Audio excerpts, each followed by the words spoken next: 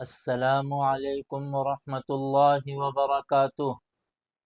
ناظرین کرام و سامعین ذی احترام، آج کی اس مقدس دینی مجلس میں حضرت شیخ الہند مولانا محمود حسن رحمۃ اللہ علیہ کے مختصر سے احوال، چند کارناموں اور ان کی دینی خدمات کا کچھ ذکر ہوگا، تاکہ ان کو سن کر اور جان کر ہمارے اندر بھی قوم و ملت کا درد جاگ اٹھے اور قوم کے لیے کچھ کر گزرنے کا سچا جذبہ بیدار ہو اور جنم لے سکے۔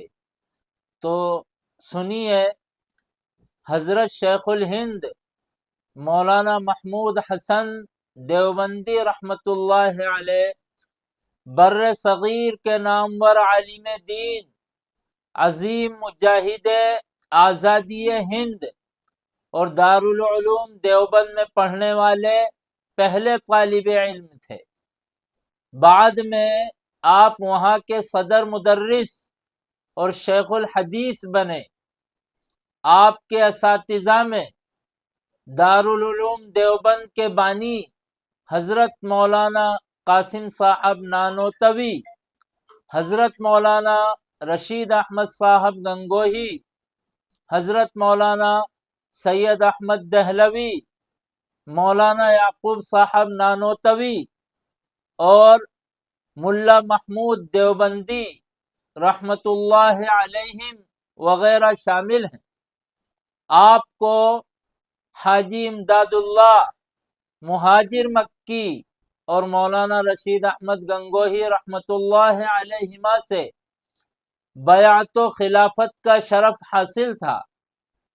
حکیم الاسلام قاری محمد طیب صاحب رحمت اللہ علیہ فرماتے ہیں کہ حضرت شیخ الہند نے مسلسل 40 سال تک درس حدیث دیا اور اس دوران 860 اعلیٰ و کامل استعداد کے علماء دین پیدا کیے۔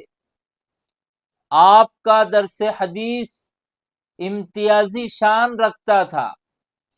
آپ کو علماء عصر نے محدث عصر تسلیم کیا ہے۔ آپ کے اہم و اجل تلامذہ میں مولانا اشرف علی صاحب تھانوی، علامہ انور شاہ کشمیری، مولانا حسین احمد مدنی، مفتی کفایت اللہ صاحب دہلوی، مولانا ثناء اللہ امرتسری اور مولانا عبید اللہ سندھی اور دیگر اکابر علماء شامل ہیں۔ مولانا محمود حسن کے والد مولانا ذوالفقار علی دیوبندی، جو دارالعلوم دیوبند کے بانیان میں سے ہیں، بریلی کالج میں پروفیسر تھے اور میرٹھ میں مدارس و تعلیم کے ڈپٹی انسپکٹر کے عہدے پر فائز تھے۔ شیخ الہند کی پیدائش سن 1851 عیسوی میں بریلی اتر پردیش میں ہوئی۔ آپ کا تعلق عثمانی خاندان سے تھا۔ شیخ الہند مولانا محمود حسن دیوبندی رحمت اللہ علیہ نے آزادانہ طور پر قومی تعلیم حاصل کروانے کے لیے دیگر اکابر کے ساتھ مل کر 29 اکتوبر 1920 عیسوی میں جامعہ ملیہ اسلامیہ کی بنیاد علی گڑھ میں رکھی تھی۔ پھر 1925 عیسوی میں یہ جامعہ ملیہ اسلامیہ علی گڑھ سے دہلی منتقل کر دیا گیا۔ ابتدا میں کرول باغ میں اور بعد میں موجودہ جامعہ نگر میں آپ نے ہندوستان کی آزادی کے لیے تحریک ریشمی رومال کا آغاز کیا۔ آپ ہی اس حیرت انگیز تحریک کے روح رواں اور علم بردار تھے، جس تحریک کے ذریعے آپ نے پورے ملک کو انگریزوں کے خلاف یکجا اور متحد کر کے آزادی کا سور پھونکا، اور دوسرے ملکوں کے حکمرانوں کے پاس خفیہ اور پوشیدہ پیغامات ریشمی کپڑے پر لکھ کر بھیجے تاکہ ان کی مدد حاصل کر کے ہندوستان پر سے انگریز حکومت کا تختہ الٹ دیا جائے۔ انگریز حکومت نے اسے سلک لیٹر سازش کیس کا نام دیا تھا۔ برطانوی حکومت کو اس تحریک کا علم ہو گیا تھا، جس پر شیخ الہند رحمت اللہ علیہ 1915 عیسوی میں حج کے بہانے حجاز مکہ مکرمہ چلے گئے تاکہ وہاں سے تحریک کو منظم کر سکے۔ شریف مکہ نے برطانوی دباؤ میں آ کر شیخ الہند اور ان کے ساتھیوں کو، جن میں مولانا حسین احمد مدنی بھی شامل تھے، گرفتار کر کے انگریزوں کے حوالے کر دیا۔ انگریز حکومت نے انہیں بحیرہ روم کے جزیرے مالٹا کی جیل میں قید کر دیا۔ وہاں انہیں سخت ترین تکالیف دی گئیں، لیکن آپ نے آزادی کے مشن پر بالکل سمجھوتا نہیں کیا۔ مالٹا میں تقریباً 3.5-4 سال کی کٹھن قید کے بعد 1920 عیسوی میں انہیں رہا کر دیا گیا۔ ہندوستان واپسی پر قوم نے انہیں شیخ الہند کے لقب سے نوازا۔ مولانا محمود حسن دیوبندی اس وقت ہندوستان کو انگریزوں کی قید سے آزاد کرانا چاہتے تھے، جس وقت کے کسی ہندوستانی کا اپنے حقوق کی بات کرنے یا آزادی کی بات کرنے کا مطلب صرف موت یا جیل تھا۔ تحریک آزادی کے مورخ تارا چند لکھتے ہیں، مولانا نے اپنی زندگی کی شروعات ہی سے اپنے مشن کا فیصلہ کر لیا تھا، جس کے لیے وہ اپنی زندگی کے آخری دن تک کوشش کرتے رہے۔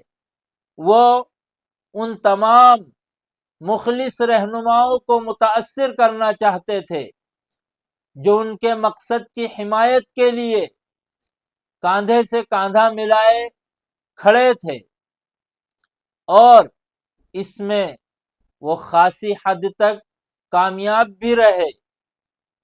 1920 عیسوی میں انہوں نے دہلی میں جمعیت علماء ہند کے دوسرے اجلاس کی صدارت کی۔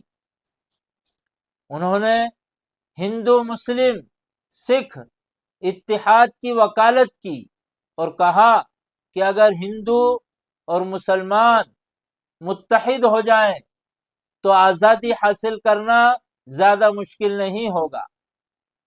30 نومبر 1920 عیسوی کو تقریباً 69 سال کی عمر میں امت مسلمہ کا یہ چشم و چراغ ہمیشہ کے لیے بجھ گیا۔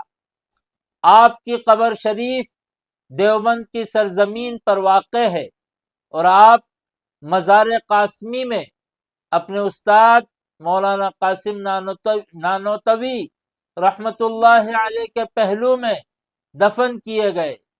آپ نے لاکھوں شاگردوں کی صورت میں وہ روحانی و علمی فیض چھوڑا جس سے آج بھی پوری دنیا مستفید ہو رہی ہے اور تا قیامت فیضیاب ہوتی رہے گی۔ آپ کی تصنیفات میں ادلہ کاملہ، جس کا دوسرا نام اظہار حق ہے، اور ترجمہ قرآن و ایضاح الادلہ وغیرہ اہم کتب شامل ہیں۔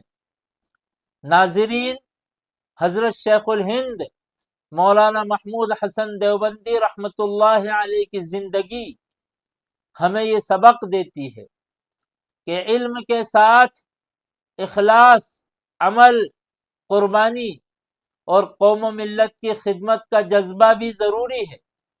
آپ نے اپنی پوری زندگی دین کی سربلندی اور ملک و ملت کی آزادی کے لیے وقف کر دی۔ اس لیے ہمیں چاہیے کہ ہم آپ کی زندگی سے سبق حاصل کریں اور اپنی صلاحیتوں کو دین و ملت کی بھلائی کے لیے استعمال کریں۔ اللہ تعالی ہمیں شیخ الہند کی فکر و طلب کا کچھ حصہ نصیب فرمائے، آمین یا رب العالمین۔ ناظرین کرام، آج کی ویڈیو سے متعلق ان سوالات کے درست جوابات کمنٹ باکس میں لکھیں۔ سوال نمبر 1، حضرت شیخ الہند مولانا محمود حسن دیوبندی رحمۃ اللہ علیہ کی پیدائش کب اور کہاں ہوئی؟ سوال نمبر 2، تحریک ریشمی رومال کیا تھی اور حضرت شیخ الہند رحمۃ اللہ علیہ نے اس میں کیا کردار ادا کیا؟ سوال نمبر 3، حضرت شیخ الہند رحمۃ اللہ علیہ کو شیخ الہند کا لقب کس وجہ سے دیا گیا؟